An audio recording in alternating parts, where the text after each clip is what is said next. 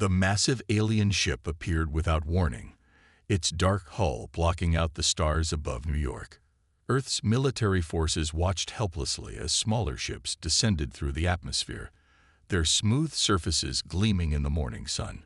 It was humanity's first contact with the Galactic Council, and it wouldn't go as anyone expected. Captain James Walker stood at attention in the hastily prepared meeting room at the United Nations, his military uniform pressed perfectly, his service pistol still at his side. The Earth Defense Force hadn't existed for long, but today he represented all of humanity. His hands were sweaty, but his face remained calm.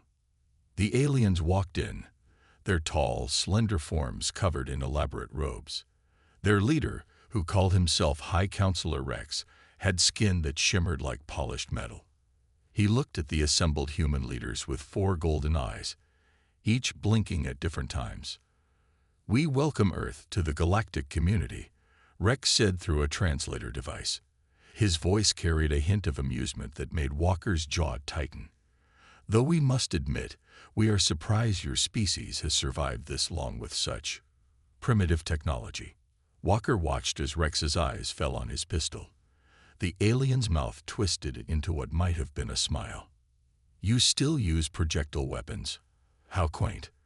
The rest of the civilized galaxy moved beyond such crude tools millennia ago. Rex waved his hand, and a hologram appeared in the center of the room. It showed various alien ships armed with weapons that fired beams of light and plasma. The UN Secretary General stepped forward. "We're eager to learn from more advanced civilizations," she said diplomatically. "Earth would be honored to join the Galactic Council." "Of course you would," Rex replied. His attendants chittered with laughter. "But membership requires certain standards. We can offer Earth protection in exchange for some of your planet's resources. You'll need our protection. The galaxy is a dangerous place for primitive species." Walker's free hand curled into a fist. He had spent 15 years in the military, served in conflicts around the world, and something about Rex's tone set off every alarm bell in his head. This wasn't a diplomatic meeting. It was a veiled threat. With respect, Walker spoke up, causing Rex to turn all 4 eyes toward him. "Earth can defend itself. We've developed our weapons through centuries of warfare and improvement." Rex floated closer to Walker, his feet never touching the ground. "Amusing. Your most powerful weapons still rely on propelling small pieces of metal. Our ships are protected by energy shields that can withstand the heat of a sun. Your bullets would be useless against them." To demonstrate, Rex produced a small device that projected a shimmering force field. "See, even this personal shield could stop any projectile your primitive firearms could produce." Walker kept his face neutral, but his mind was racing. The aliens' shields might be advanced, but they were designed to stop energy weapons, heat, plasma, radiation. Had they ever been tested against good old-fashioned kinetic energy? "We accept your offer of protection," the Secretary General said quickly, before Walker could respond, "and we look forward to learning from the Council's wisdom." The meeting continued for another hour, with Rex and his attendants listing various requirements Earth would need to meet. Walker listened carefully, noting how the aliens dismissed every human achievement, every mention of Earth's military capability. They saw humans as primitive, helpless creatures needing guidance and protection. As the aliens finally prepared to leave, Rex paused beside Walker. "Don't worry, Captain. Once you see real weapons in action, you'll gladly give up those ancient firearms. The Council will help Earth move past its violent, primitive ways." Walker watched them go, remembering his grandfather's stories about being underestimated in battle, about the advantage of having enemies who thought you were weaker than you really were. Maybe, just maybe, the Council's arrogance would work in humanity's favor. That evening, as the alien ships rose back into orbit, Walker made his report to Earth's military command.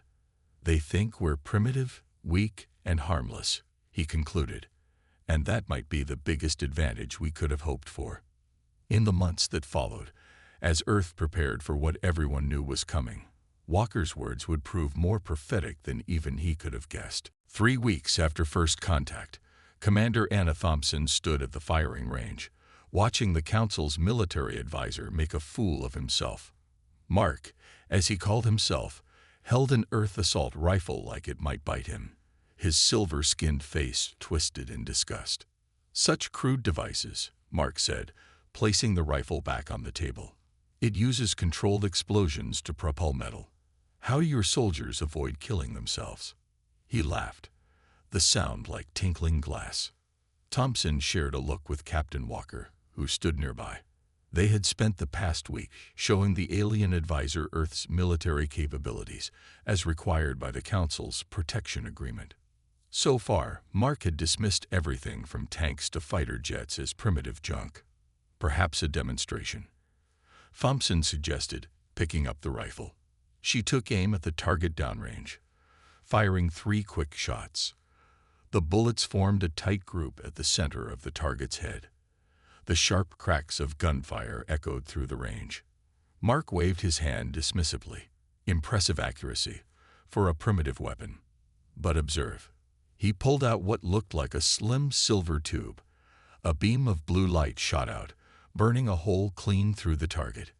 Energy weapons, clean, precise, and civilized. "Interesting," Thompson said, keeping her voice neutral. "And what powers that weapon?" "A standard power cell. 1 charge lasts for 50 shots. Mark seemed pleased with himself. Thompson nodded, then turned to a nearby soldier. "Private, bring me another target." She loaded a fresh magazine into her rifle. "And how many rounds does a standard infantry energy weapon hold?" 50 is the Galactic standard," Mark replied. "More than enough for any civilized combat situation." Thompson's rifle held 30 rounds, but she could carry 10 magazines easily, and change them in seconds. She did the math in her head. That was 300 rounds, plus more in her backpack. She wondered if Mark had ever fought in a real battle, where civilized went out the window fast.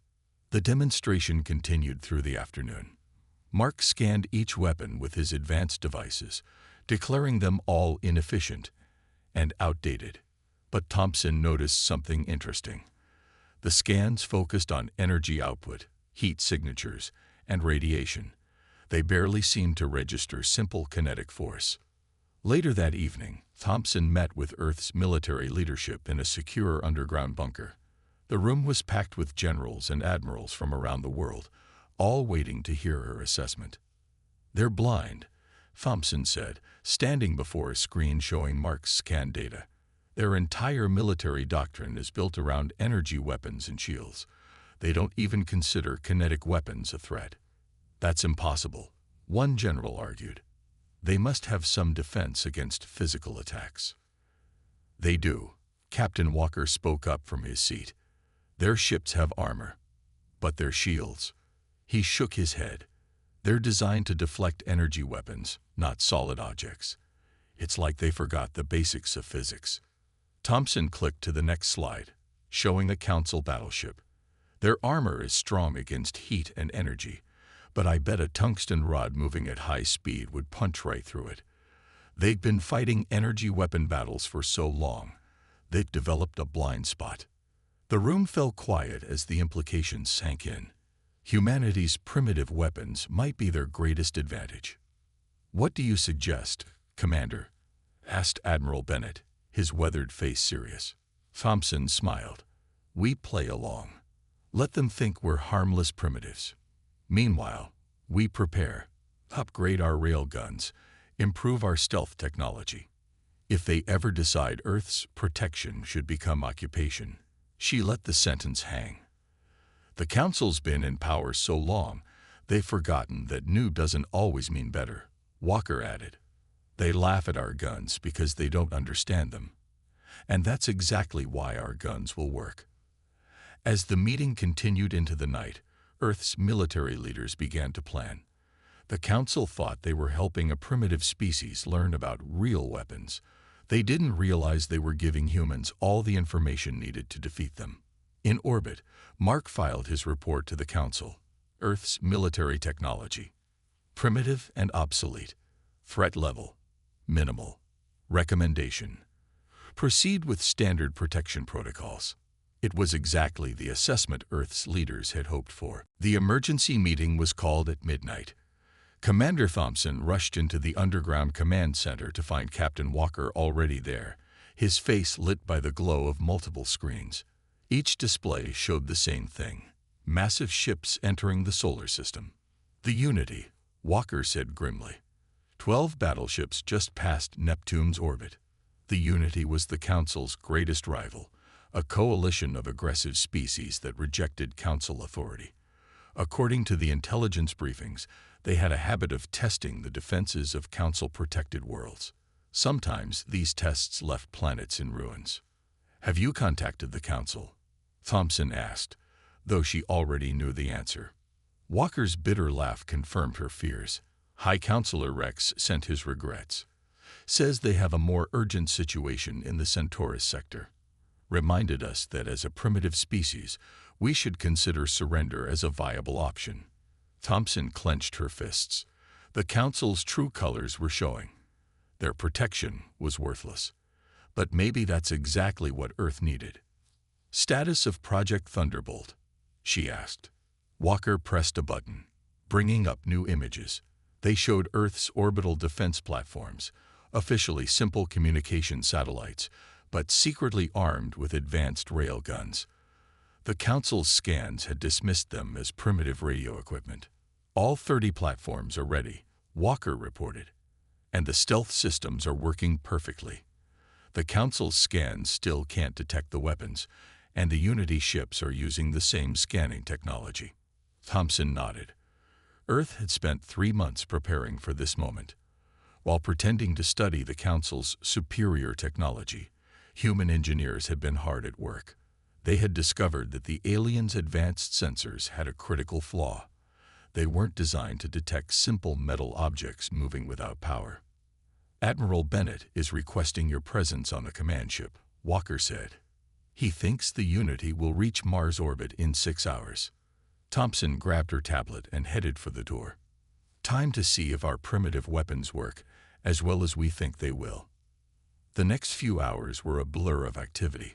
Earth's defense forces moved into position, hidden by stealth systems reverse-engineered from studying the Council's sensor blind spots. The Unity fleet approached with obvious confidence, their energy shields glowing like miniature suns. "They're broadcasting their demands," a communications officer announced. "They're offering us the chance to surrender and become a Unity protectorate instead of a Council one." Admiral Bennett, standing on the bridge of Earth's flagship, smiled grimly. "Send them our response." Thompson watched as the message was transmitted. "Earth respectfully declines your offer." The Unity ships moved closer, their weapons powering up. They clearly expected little resistance from a primitive planet. Their scans would show only basic chemical rockets and radio equipment, nothing that could threaten their advanced shields. They didn't notice the small, unpowered tungsten rods being quietly moved into position by Earth's orbital platforms. "They're in range," Walker reported from his station. "All platforms showing ready." Thompson looked at Admiral Bennett, who nodded. "Send the order," he said quietly. "Let's show them what primitive weapons can do." Thompson pressed her command key, sending the coded signal to all platforms. Across Earth's orbit, 30 rail guns powered up simultaneously. They had been designed to launch their projectiles using pure magnetic acceleration. No explosion, no energy signature, just simple physics. The Unity fleet had no warning. Their sensors, designed to detect energy weapons and explosions, never registered the tungsten rods moving at a significant fraction of light speed.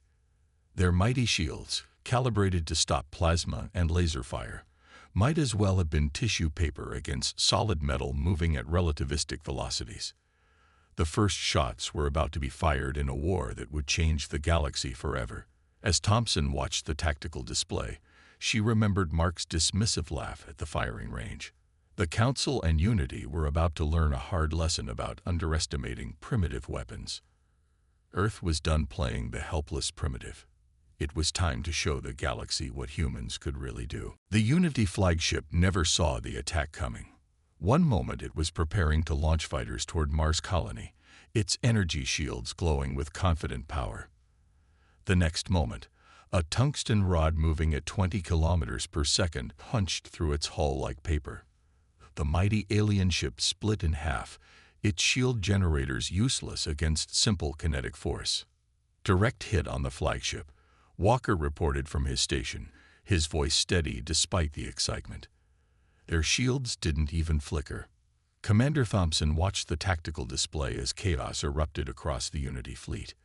11 ships remained, their crews suddenly facing a weapon they'd never encountered. Their sensors, designed to detect energy weapons, were blind to Earth's simple projectiles. All platforms, continue firing, Admiral Bennett ordered. Focus on their engines. Another volley of tungsten rods streaked across space. The Unity ships tried to dodge, but their engines were designed for straight-line acceleration. They weren't built for the kind of rapid maneuvers needed to avoid physical projectiles. 3 more ships died in the next minute. They're launching fighters, Walker announced. Hundreds of them. Thompson smiled. They had planned for this. Launch our fighters. Let's show them what else primitive technology can do. Earth's fighters were simple compared to the Unity craft. No energy shields, no plasma weapons. Just good old-fashioned armor, bullets, and missiles. But they had one huge advantage. Their pilots had trained for real dogfights, not the energy weapon standoffs that galactic warfare had become. The battle that followed was unlike anything the galaxy had seen in 10,000 years. Unity fighters fired energy beams that Earth's pilots simply dodged. Earth's fighters responded with streams of depleted uranium rounds that tore through alien armor. The Unity pilots had never learned to dodge bullets. Their shields had always protected them before. Unity fleet is responding, a tactical officer reported. They're adjusting their shield frequencies. It won't help them, Thompson said quietly. You can't adjust shields against something that doesn't care about shields. She was right. The Unity ships tried everything. Different shield settings, emergency armor deployment, even trying to shoot down the tungsten rods with their energy weapons. Nothing worked. Physics was physics, and no amount of advanced technology could change the fact that a fast-moving piece of metal would keep moving until something stopped it. Their formation is breaking, Walker reported. They're retreating. The remaining Unity ships were turning, desperately trying to escape, but Earth wasn't finished teaching its lesson. The orbital platforms fired one last volley, carefully aimed. More ships died, their mighty shields useless against humanity's primitive weapons. Only 2 Unity ships escaped, fleeing at full speed toward the edge of the solar system. They left behind the wreckage of 10 of their most powerful warships, destroyed by weapons their sensors hadn't even been able to detect. In the aftermath, Thompson stood with Walker and Admiral Bennett, watching the cleanup begin. Earth ships were already moving to salvage the alien wreckage, collecting technology that could be studied and improved upon. The Council's going to hear about this, Walker said. Think they'll finally take us seriously. They'll have to, Bennett replied. The Unity fleet that just ran away was bigger than the force that conquered 3 Council worlds last year, and we destroyed it with weapons they called primitive. Thompson's tablet beeped. A message was coming in from High Counselor Rex. She read it and laughed. The Council sends their congratulations on our unexpected victory and asks for an immediate briefing on our defense systems. I bet they do, Walker grinned. Should we tell them it was just simple bullets and balls of metal? Tell them everything, Bennett ordered. Let them understand exactly how their mighty shields were defeated by primitive human weapons. It's time they learned that newer doesn't always mean better. As cleanup ships gathered the scattered remains of the Unity fleet, Thompson couldn't help but smile. The galaxy had just learned a valuable lesson about underestimating humans. And this was only the beginning. The Council chamber fell silent as Captain Walker finished his presentation. The hologram showing Earth's defense of the solar system faded away, leaving the alien representatives staring in shocked disbelief. High Counselor Rex's 4 golden eyes blinked rapidly, his metallic skin seeming dimmer than usual. "Impossible." Mark, the former military advisor, whispered. "Simple kinetic weapons should not have." He trailed off, remembering how he had laughed at those same weapons months ago. Walker stood calmly before them, hands clasped behind his back. Commander Thompson stood beside him, a slight smile on her face. They had just shown the Council exactly how Earth's primitive weapons had destroyed most of a Unity battle fleet. "As you can see," Walker said, "Earth doesn't need protection. We need allies who will treat us as equals." Rex leaned forward in his floating chair. "You deliberately deceived us about your military capabilities." "No," Thompson stepped forward. "We showed you our weapons. You chose not to understand them. Your own arrogance blinded you." The chamber erupted in angry mutters, but they were cut short by an unexpected voice. An alien representative from a smaller world stood up, his scaled skin gleaming under the chamber lights. "My people also use physical weapons," he said. "We were told they were primitive, that we should abandon them for energy weapons. But now," he turned to Walker, "would Earth consider an alliance with the Dracon people?" Before Walker could answer, more representatives stood. Species that had been labeled as primitive, forced to accept Council protection, suddenly saw hope in Earth's victory. A world that had defeated Unity ships with primitive weapons could teach them to do the same. "This is outrageous," Mark protested. "These weapons go against thousands of years of military development." "That's exactly the point," Thompson replied. She walked to the center of the chamber and activated her own hologram. It showed the remains of Unity ships, their mighty shields useless against simple tungsten rods. The galaxy became so focused on energy weapons and shields that it forgot the basics of physics, she explained. "A bullet doesn't care about your shield frequency. A railgun round won't be stopped by anti-plasma defenses. Sometimes the old ways are the best ways." High Counselor Rex raised his hand for silence. The chamber grew quiet, all eyes turning to him. For a long moment, he studied Walker and Thompson. "Perhaps," he said slowly, "the Council has grown, overconfident in its technological superiority." Walker nodded. "Earth doesn't want to challenge the Council's authority. We want to help make the galaxy safer for everyone. But we'll do it our way, with our weapons." "And what of the Unity?" another representative asked. "They will return, seeking revenge." "Let them come," Thompson smiled. "Earth is already teaching other worlds how to upgrade their defenses. Simple kinetic weapons, combined with our new stealth technology. The Unity's shields won't work any better the second time." The meeting continued for hours. More representatives came forward, seeking alliances with Earth. The Council, faced with undeniable proof of their technological blind spot, had no choice but to adapt. As they left the chamber, Walker turned to Thompson. "Think they finally understand?" "Some of them do," she replied. "The smarter ones realize this changes everything. The galaxy got so caught up in advanced technology that they forgot about simple solutions." "Simple solutions backed by human ingenuity," Walker added. On their ship heading back to Earth, they received word that 5 more worlds had requested Earth's help in developing kinetic weapons. The Unity's defeat had started a revolution in military thinking across the galaxy. The Council had laughed at human guns. Now they were asking humans to teach them how to use them. Sometimes, Thompson thought, being primitive wasn't such a bad thing after all. Admiral Bennett stood on the bridge of Earth's new flagship, the EDS Vengeance, watching as ships gathered from across the galaxy. The fleet was unlike anything the galaxy had seen before, a mix of advanced Council vessels and primitive warships from 24 worlds. All of them had been modified with Earth's hybrid technology. "Final count is in," Commander Thompson reported. 300 ships, including 50 Earth vessels. The Unity won't expect an attack force this size. Especially not one they can't detect, Walker added from his tactical station. The entire fleet was using Earth's stealth systems, making them invisible to Unity sensors.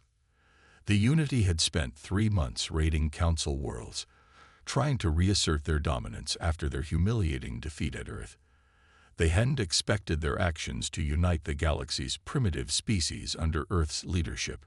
"All ships report ready," Thompson said. "The Drakon ships are particularly eager. They've waited a long time to fight back against Unity bullying." Bennett nodded. The Drakon people had quickly become Earth's closest allies. Their natural understanding of physical combat made them excellent students of human military tactics. "Send the signal," Bennett ordered. "All ships, commence Operation Payback." The massive fleet jumped into hyperspace, using Council technology modified with human ingenuity. They emerged deep in Unity space, surrounding the Unity's largest shipyard. 30 Unity battleships sat helpless in their construction cradles. "They're raising shields," Walker reported, a hint of amusement in his voice. "Still the same old energy shield design." "Launch first wave," Thompson commanded.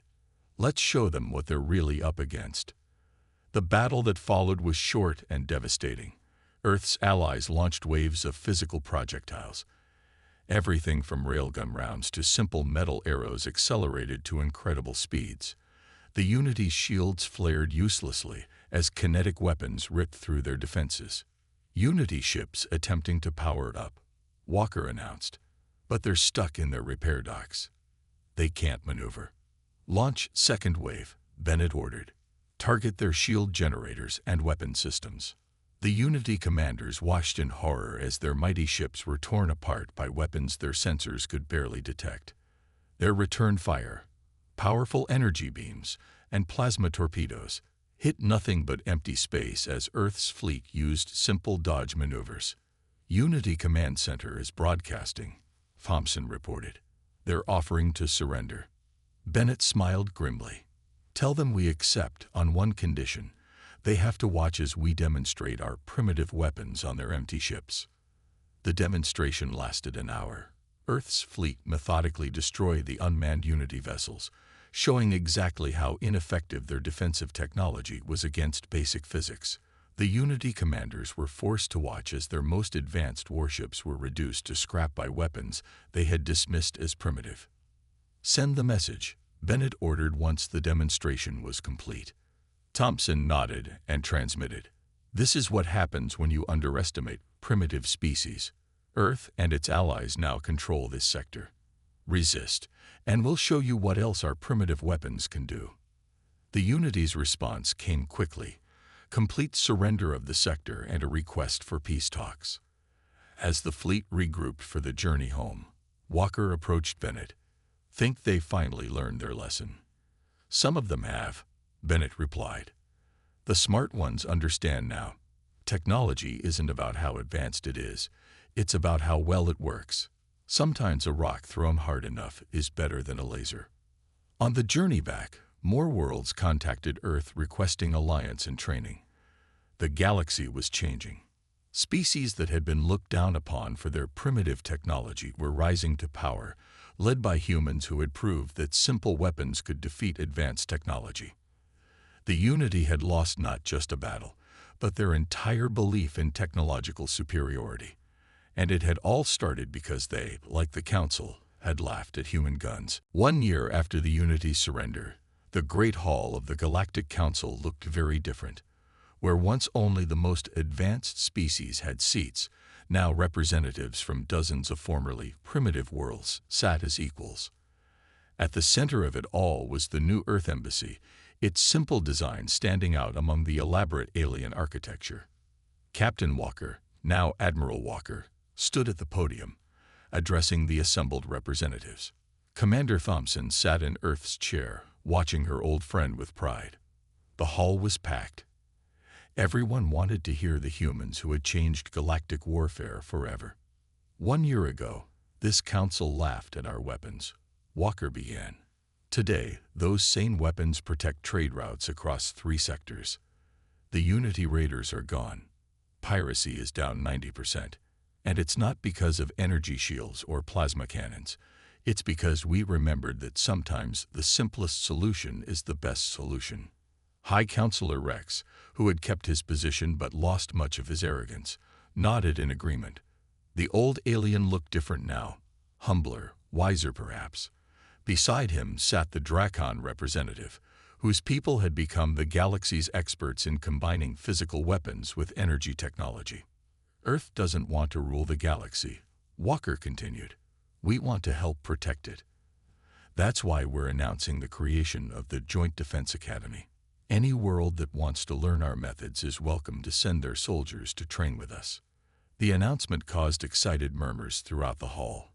Even former Unity worlds, now free of their old leadership, showed interest. Their military leaders had finally admitted that relying solely on energy weapons had been a mistake. Thompson stood to join Walker at the podium. The first class will include students from 50 different worlds, she announced. They'll learn everything, from simple ballistic weapons to our newest hybrid technology that combines physical projectiles with energy enhancement. And what of those who still cling to the old ways? Asked a council member. Those who still believe energy weapons are superior. Walker smiled. They're welcome to their beliefs, but the numbers don't lie. Since Earth and its allies began protecting trade routes, attacks on civilian ships have almost disappeared. It turns out raiders don't like attacking ships that might be carrying simple, undetectable kinetic weapons. The meeting continued as more worlds pledged to join Earth's growing alliance. The old division between primitive and advanced species was disappearing. In its place, a new understanding was growing. That true advancement meant using the right tool for the job, whether it was an ancient design or the newest technology. After the session, Thompson found Walker staring out a window at the stars. Thinking about how it all started, she asked. Remember when Mark laughed at our guns? Walker replied. When the council thought we were helpless primitives who needed protection. Thompson laughed. Now half the galaxy wants to learn how to use those same guns. Even the council's ships carry railguns now. We taught them an important lesson, Walker said. Technology isn't about how complicated it is. It's about how well it works. A group of alien military cadets walked past, heading for their first classes at the academy. They wore different uniforms, came from different worlds, but they all carried the same basic weapon, a simple projectile rifle, designed on Earth, now manufactured across the galaxy. The council's not laughing anymore, Thompson observed. No, Walker agreed. But maybe they learned something more important than warfare. Maybe they learned not to judge others by their technology, but by what they can do with it. As the sun set on the council world, ships from across the galaxy moved through the space lanes. Energy shields still glowed, plasma weapons still stood ready, but now they worked alongside simpler, older weapons. The galaxy had finally learned that sometimes the best path forward was to remember the lessons of the past. And it had all started because the council had laughed at human guns.